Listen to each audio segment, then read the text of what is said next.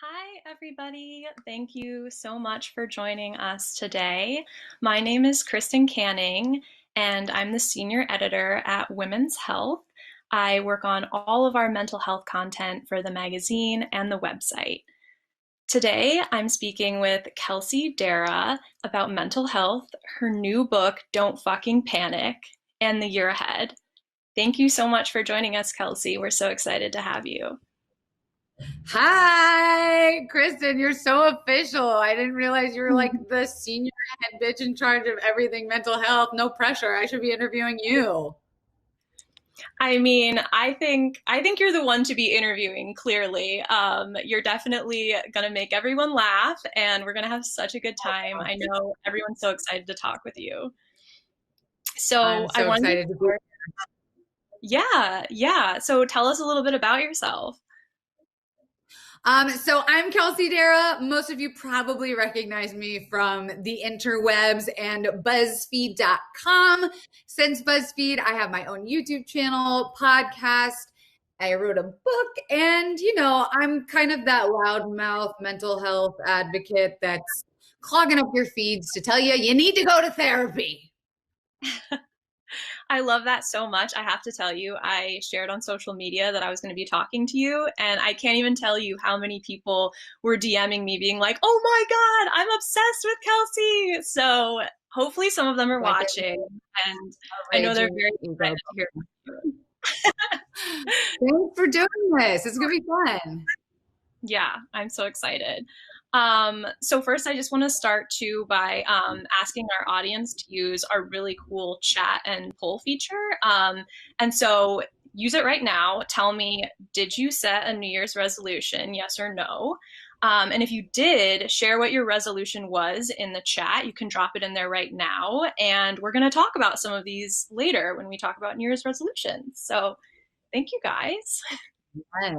So excited. And I know that I am not the only one who falls into that new year, new you trap. So we are going to take this time, just 30 minutes to completely dedicate to yourself. Throw out all that consumerism, diet talk, all that crap out of here. And we are just going to make this a safe fun space, almost kind of like a therapy session, a session with your gal pal. So I love to start every group activity with a group breath exercise. And I promise all of this interview is not going to be about breathing and yoga and shit, because I am not one that like loves that. So I do though just want to go in like a synced group breath, and we're going to try something called square breathing. Now, Kristen, you got to do this with me. And square Oh, yeah. breathing is something that you can do anytime, any place, as long as you can focus on your breath. So the way that square breathing works is I like to draw a square with my finger, either on the surface in front of me, using a pen, wherever. And as we follow the square, we're going to breathe in for one line, hold for another, breathe out for another, hold for another. So imagine the two sides are holding your breath, and the top and bottom are breathe in and breathe out. So if you're ready, we're just going to do this for about 45 seconds and get our minds right. Are you ready?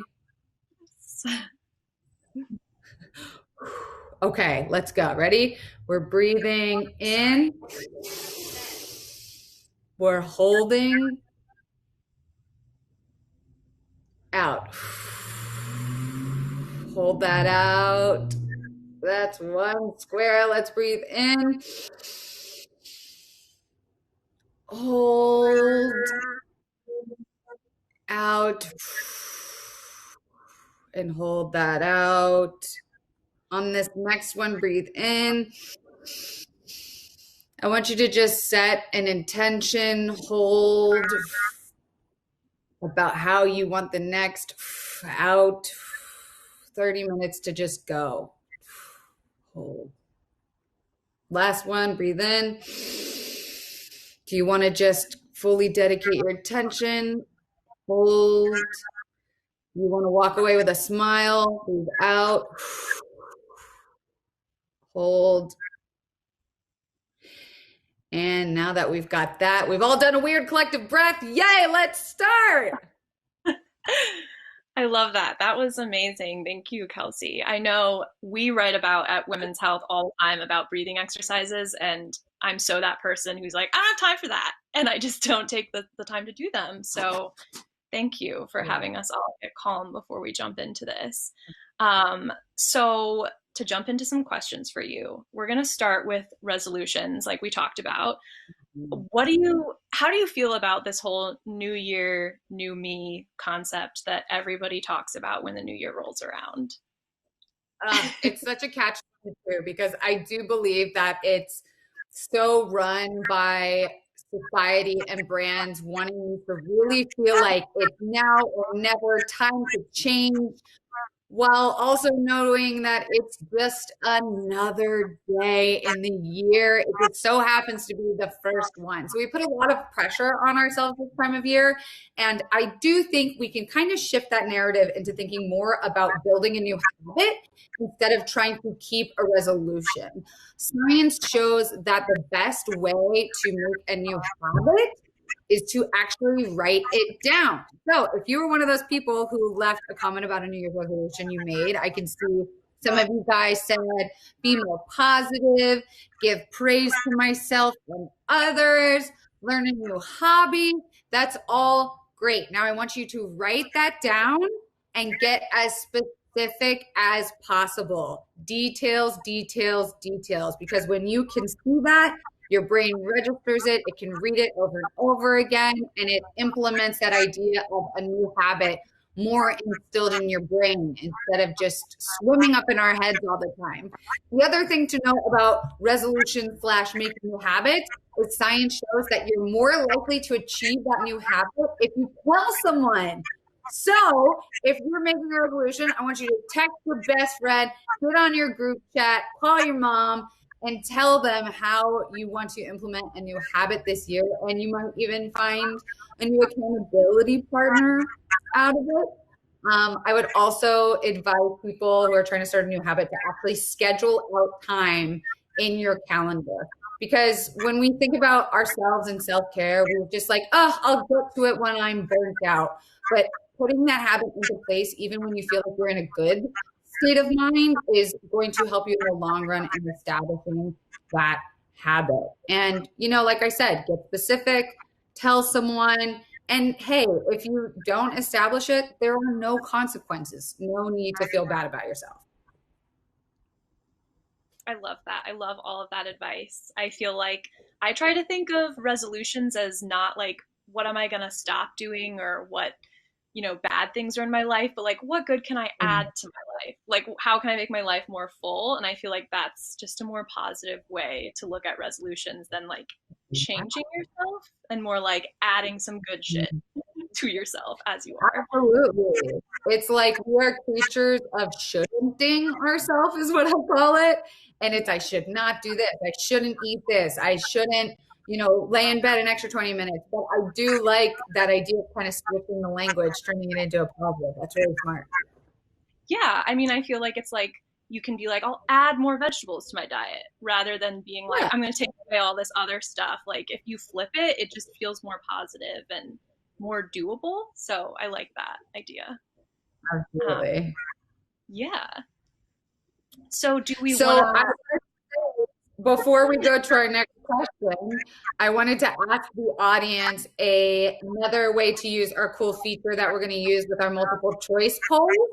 I want to put a question out there now that we're going to talk about mental health and see what you guys know. So the question is, how many people have mental health disorders worldwide? Is it 1 in 10, 1 in 2000, 1 in 74, or 1 in 4 people? So go ahead and calculate your answers in there, and we'll come back and see how you guys did. Yeah, we will let you guys know after the next question. So, Kelsey, you published a book that came out in October, which is so incredible. As someone who writes and edits, I can't even imagine how much love and effort and energy goes into publishing a book. So please tell us everything about it. Yeah, so it actually just came out 2 weeks ago. I think we like published the announcement in October, but it's just come out. I have a Oh, copy right here. It's called Don't Fucking Panic, the shit they don't tell you about anxiety disorders, panic attacks, and depression. All the things you won't learn in therapy, you are going to learn in here. And you're so right. It was the most intense and therapeutic thing I've ever done. It was really meant to be something, a research that I never had growing up. You know, I went to all these doctors and psychiatrists and psychologists and even a little thing like a mental health rehab center. And all the resources they gave me were so scientific. They were so uh, medical sounding. It was so clinical, and the jargon I couldn't understand, and the words were so long. And for me, I wanted to create something that I wished I had when I was going through the worst panic and depression and anxiety disorders in my life. And so that's what this is. The language is not doctorly. The exercises that you can write in are super fun. There's a lot of comedy in here because, like, isn't that how we cope? But it's 300 and something pages, and I really wanted it to be something that people could carry with them, pull out if they were feeling a type of way, rip out a page, share it with a friend. And there's also a lot of stuff in here too for partners of people living with these conditions or anxiety disorders or whatever you want to call it. I really wanted it to be a book that no matter who you are, you could understand what it feels like to be living with something like this. amazing. I mean, I feel like right now, in the midst of us still being in a pandemic, like I can't imagine a better resource for people to have. I can't wait to check it out. So I wanted to remind us to go back to our poll and see what most people thought and what was the right answer. Yes. Okay. So, how many people worldwide live with mental health disorders? And you guys crushed this. 67% of you got it right. The answer was D, 1 in 4. Now, the next most popular answer was actually A, 1 in 10 people. So, can you believe it's actually more? And that's kind of shocking for some people to believe that usually in a room with your friends, someone else there might be dealing with the exact same thing that you are going through. And these disorders or, illnesses, they can make you feel very alone, very isolated, like you're the only person who has these crazy fucked up thoughts that nobody else has. But the truth is that 100% of people alive have mental health. And it's just about how, on a scale, yours interferes with your life on a day to day basis. And there are times where it's more intense and then it lessens a bit and going ebb and flow through what you're going through in life. But most importantly, that question was asked just so everyone can know that, like, you are never, ever, ever alone when you are dealing with this kind of stuff. And I feel like that's super important to remember.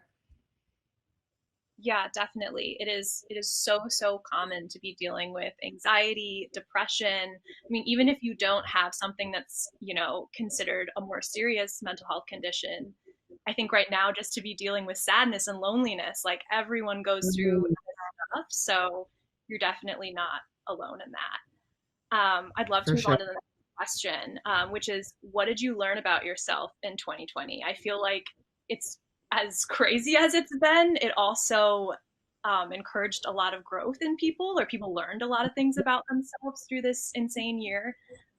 Did you find Yeah. any benefits to your mental health when you were staying home the whole year? Oh man, I don't think I'm alone in saying that I absolutely needed this time to be at my home and close to loved ones and finding that, there is comfort in knowing that we all have been going through this collective trauma together. That, I thought I was doing the worst I'd ever been doing. My finances were the worst they've ever been. My relationship was getting strained, spending so much time with each other. And I thought I was like the only person dealing with this.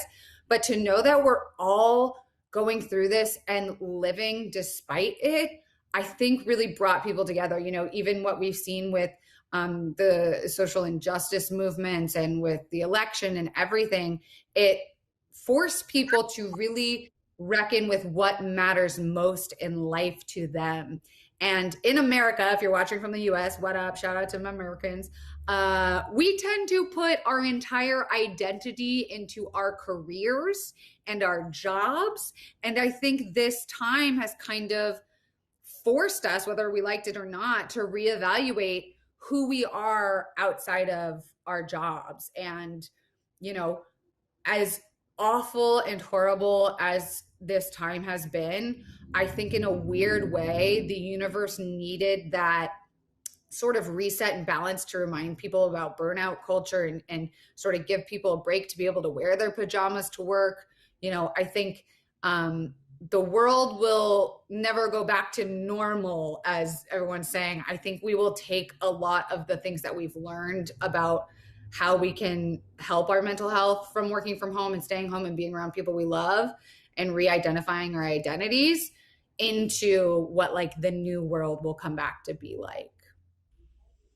Yes, definitely. I feel like for me, like slowing down was it was so scary at first, but eventually ended up being a great thing and has just, like you said, allowed me to really appreciate what's actually important in life and like the close relationships that I have and just recognize that a lot of the stuff I was doing and filling my time with like wasn't actually making me happy or serving me in any way. And so I do feel thankful to have this time to like reflect on that for sure. For sure. So during this weird year in 2020, what were some of the most effective methods of self-care for you? I know that's like a super buzzy word, but what skills around self-care are you carrying into the new year? Sure. Yeah. Like you said, I think self-care has definitely been, like, is gentrified the right word? Where it's been taken by corporations and they're like, self-care, oh my gosh, buy our thing and you'll feel better. And it's like, no, sitting in a bubble bath is not going to take away your anxieties about your work emails. It's just going to like give you a yeast infection and make you really hot. And I think we've kind of started to like dispel what like this self-care, like shopping looks like and get a little bit deeper into the hard stuff. Because sometimes self-care isn't bubble baths and face masks. It is, getting up early to make sure you can get things done so that you don't feel overwhelmed later. It's looking out for yourself, preparing ahead of time, cutting off that toxic friendship that you stayed friends with last year. It's really about knowing that, when they say in airplanes, when the oxygen drops down, you have to put it on yourself before you put it on someone else. You really got to make sure that you're taking care of yourself before you can give to other people, even if you are someone who tends to be a giver. For me personally, I found that the simple act of routine has actually given me a lot of freedom. Routine equals freedom, which I know some people might think is like an oxymoron, but it holds myself accountable to showing up for myself every day.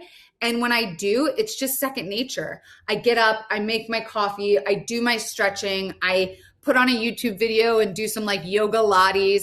And just knowing that that's how my day is going to go every day, it sets me up for success. Because I truly believe what you do in the first 30 minutes of your day will have an impact on your mood for the rest of the day. So I really try and focus on that morning routine has been like crucial for me. Yeah, I think that's such great advice. I wish I'm so not a morning person, so I really need to work on my morning routine and all of that. A morning person. Can I just tell you, like, all this shit I'm saying, by the way, like, oh, do yoga, stretch. If I was like 5 years younger, I would have clicked out of this and been like, fuck off. Like, this girl is just preaching like all the nonsense I've already heard before. But it really is true when you put it into practice. It changes your freaking life. And this is coming from someone who, has been in mental hospitals, has had suicidal ideation. Another thing that I learned is like, tough times aren't going to go away. And so learning how to go through the tough times. And something I found that really helps me is practicing altruism, which is just the act of helping other people. And there's some like science with some study the Dalai Lama did, who tries to practice altruism every day, that says the more you actually do help people, it fires off those same chemicals, those feel good chemicals, oxytocin, as say, you know, exercise or orgasming. And so the more you can do for other people, it's actually going to become easier to help people if you just force yourself to do it. Yeah.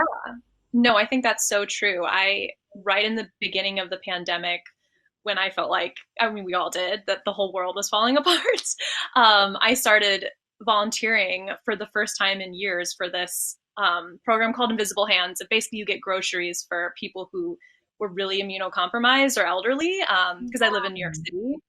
And it was Right. just the most amazing thing and made me feel so much better, even though it was like the simplest thing ever. Like I just had to walk to Trader Yeah. Joe's and like walk to someone's Oh, apartment. that's But yeah, amazing. I can't recommend that enough to just like get out of your own head and like do something for someone else, even if they're a stranger, because it just like, it's such a relief to like not think about yourself for like 2 seconds sometimes. Yeah, absolutely. Get out of your own head, get into someone else's. Yeah, for sure, for sure. So I feel like this has been a huge topic in the pandemic of people saying, you know, I'm drinking way more, I'm drinking way less than I Mhm. ever have. My relationship with alcohol has totally changed. And you've Mhm. talked a lot about your journey with sobriety. So Yeah. how did 2020 affect that for you? Yeah, I mean, like if anyone knew me prior to this, you knew that I was kind of like the alcoholic of the internet. I was so proud that I could outdrink anyone, that, you know, I could function drunk, I could function hungover. That became a big part of my identity. And when I stopped drinking, you know, which I talk a lot about on my podcast and stuff, which if you want that story, you can certainly go find it. But the way that 2020 affected that, I felt lucky in that, you know, there were no events, there was no social pressure.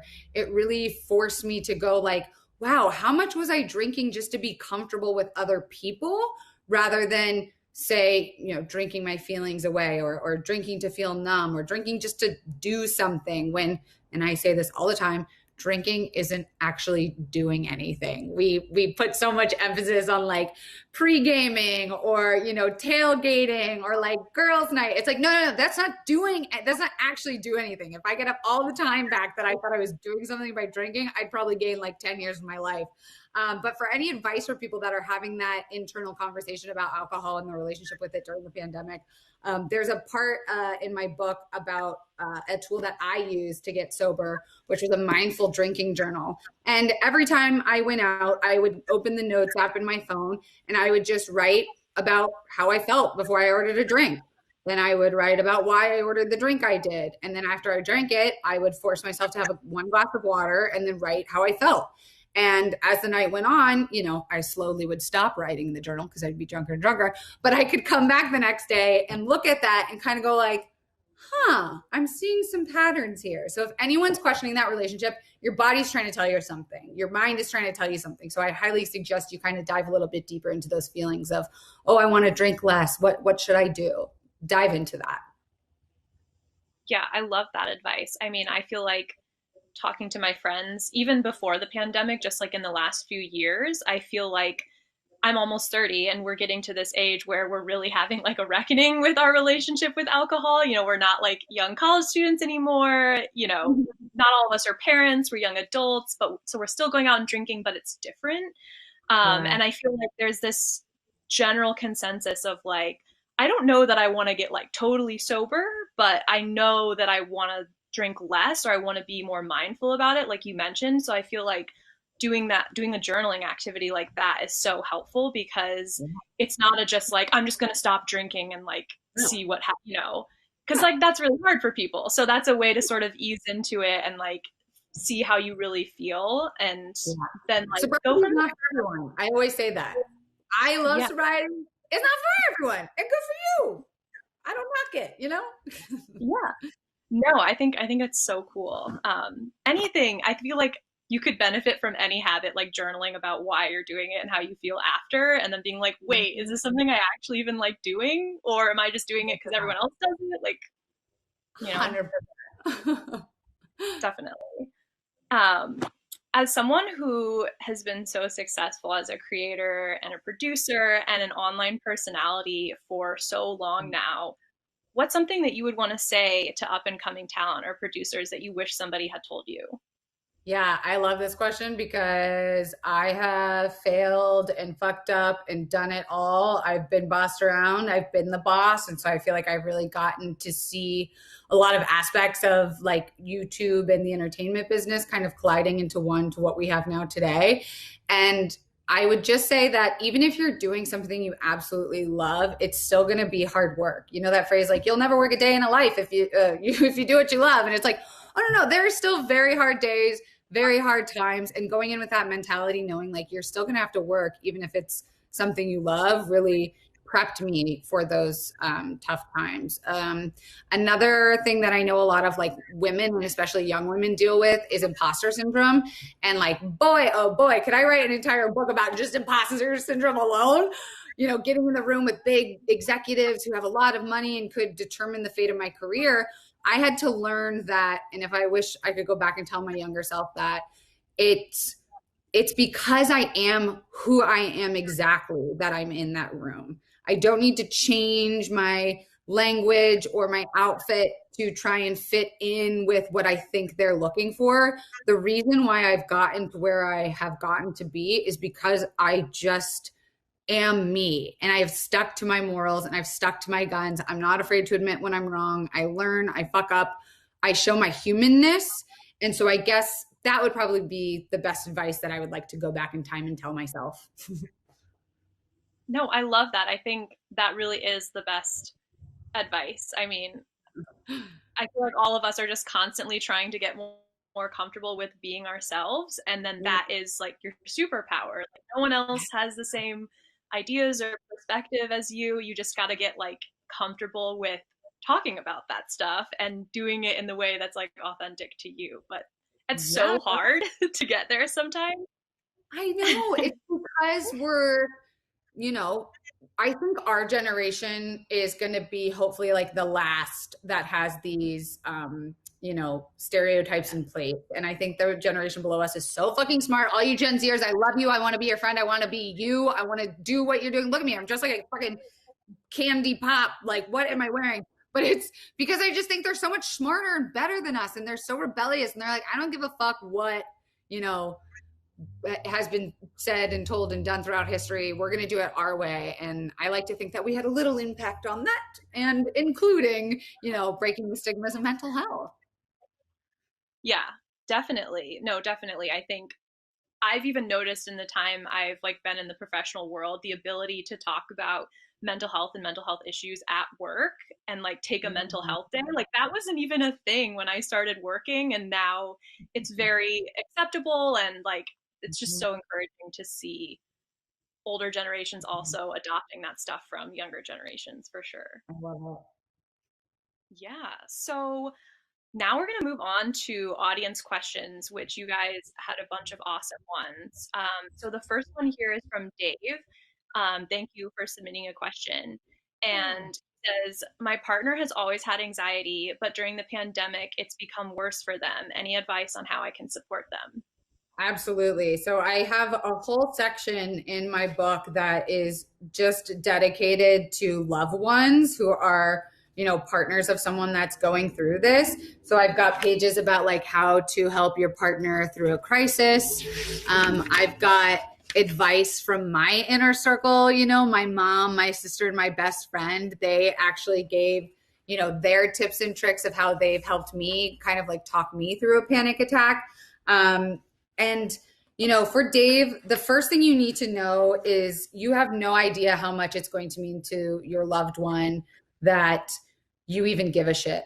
So many people in relationships don't actually care enough to dive into those scary places of mental health conversation. So first of all, like, props to you. It's going to mean so much to your partner. And with that, knowing that you cannot fix anyone. The person has got to want to fix themselves. It's kind of like one of those, you can lead a horse to water situations, but if they are open and willing, which it sounds like they are, if there's someone that's always dealt with anxiety, I like to use the HALT method, which I write about in here, that you can always check in with your partner when you're going through their anxious time. You go, H, are they hungry? A, is there anger in their action and dialogue? L, are they feeling lonely? And T, are they tired? And if you can kind of like comb through those together and try and pinpoint where maybe that anxious feeling is coming from, it becomes a dialogue and you're able to kind of go at it together. And remember, with mental health, it's always you and your partner versus the problem, not you and your partner versus each other. So that's just like a little tidbit about being a partner with someone that deals with disruptive anxiety, and, you know, reminding them that because this is a pandemic, their feelings are valid. It's going to be more traumatic. It is going to be more stressful. Just acknowledging that to them and validating their feelings, because chances are that person might feel like, oh, I'm crazy or fucked up for feeling this way, but they're not. Yeah, absolutely. I think that's such good advice.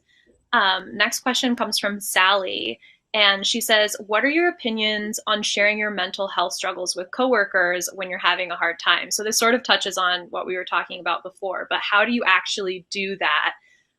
What advice would you have for her? I love that this is a question for two people who, like, your job is all about writing about mental health. And like at BuzzFeed, I did a lot of the mental health work. So the first thing I would suggest is go through your HR and ask them about the mental health policies at your work.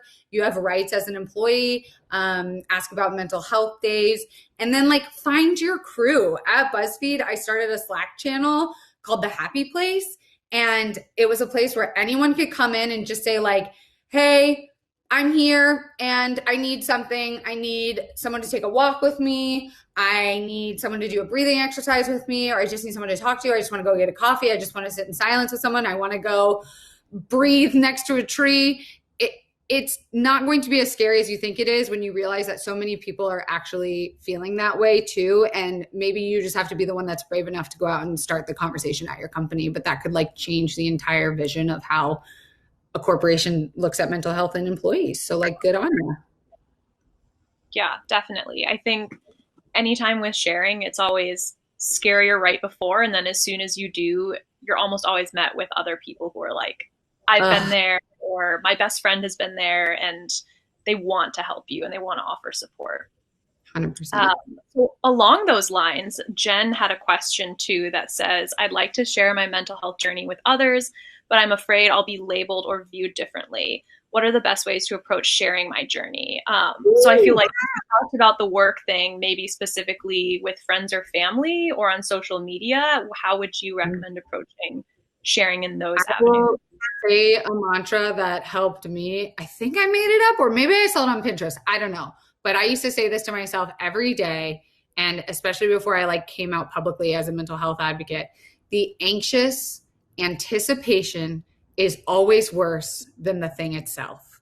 You will create scenarios in your head of how people are going to react, how this is going to go. And because you have an anxiety disorder, chances are it's the worst case scenario all the effing time.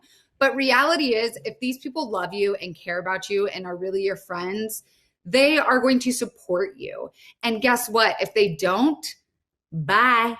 You don't want them in your life anyways. If you give them a chance to educate them and say, hey, I'd really like to talk you through this, and they deny, I think it's better to cut toxic people out of your life like that, you know, that aren't willing to understand that this is a issue that is no longer stigmatized. We are the generation who is saying, hey, is it just me, or like, does everyone have a fucking mental health disorder? We should probably talk about this.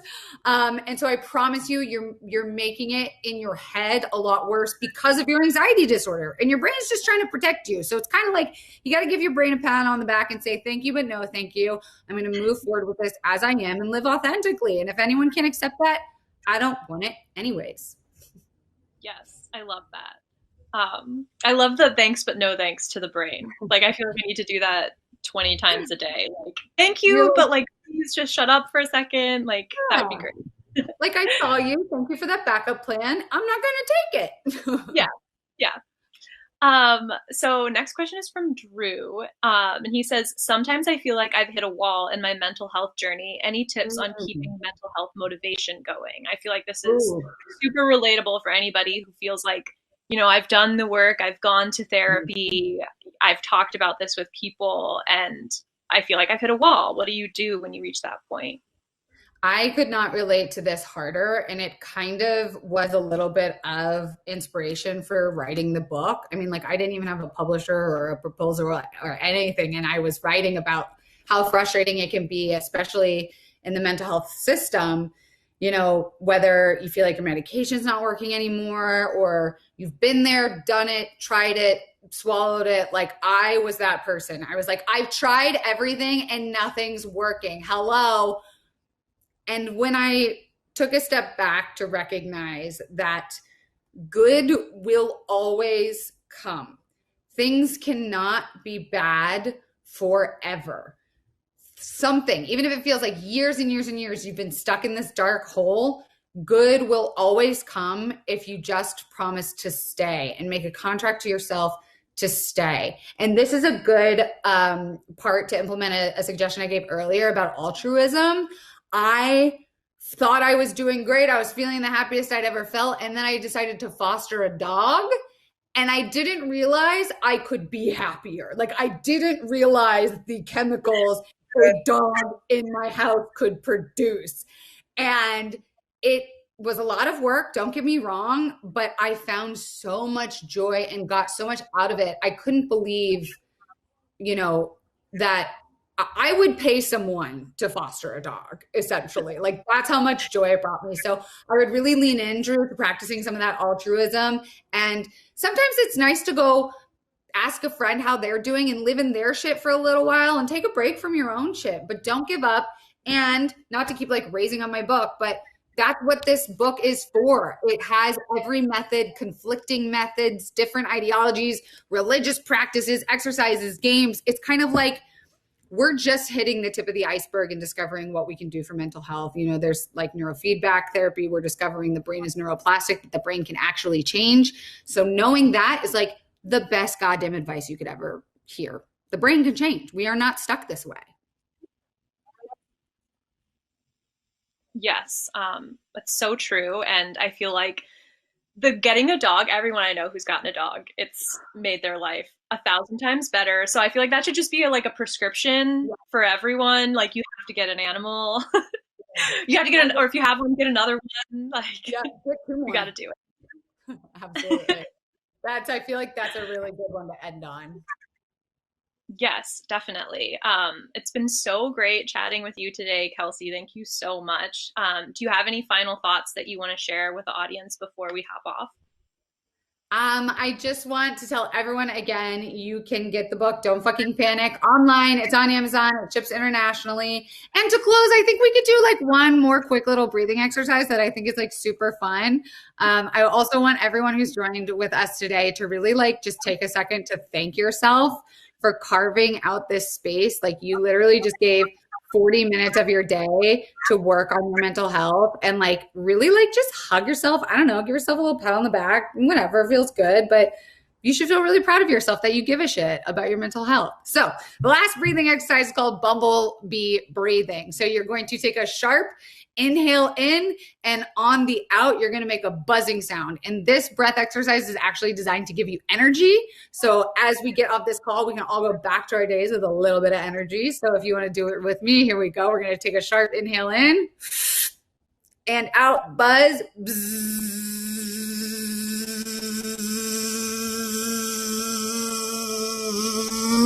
Just for as long as you can. And then we go in again.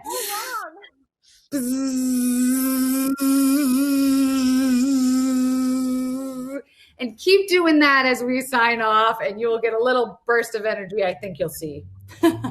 Yes, amazing. Thank you guys so much. Thanks for being here.